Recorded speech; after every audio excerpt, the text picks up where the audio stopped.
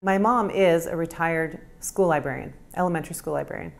So we spent a lot of time in the library at school, especially after school, waiting for her to be finished. And there were always books around in our house, and on the weekends we spent lots of time in the libraries. And my dad is a professor and also wrote a lot of science trade books for kids in the 1960s and 70s. So there are actually a lot of storytellers in my family. And I started writing stories probably around the age of 7 or 8. I remember in particular there was a series of stories that I started writing called Henry the Happy House.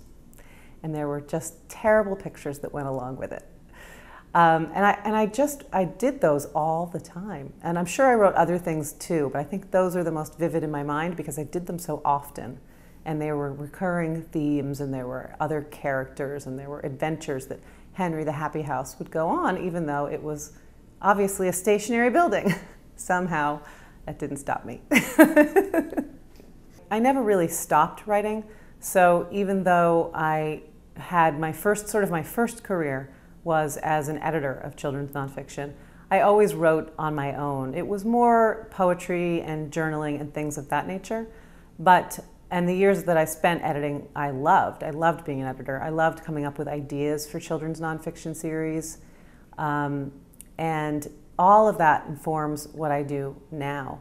A lot of what I learned as an editor, I have sort of in the back of my mind, I think probably mostly subconsciously when I'm writing. But I knew a lot about the publishing business before I ever started to actually write.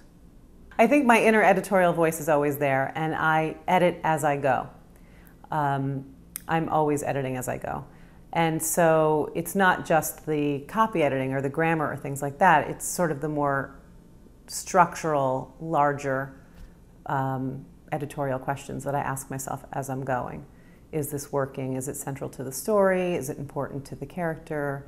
You know, am I sticking to that idea of what does she want and how is she going to get it? I do a lot of that as I'm going. So I do a lot of rewriting.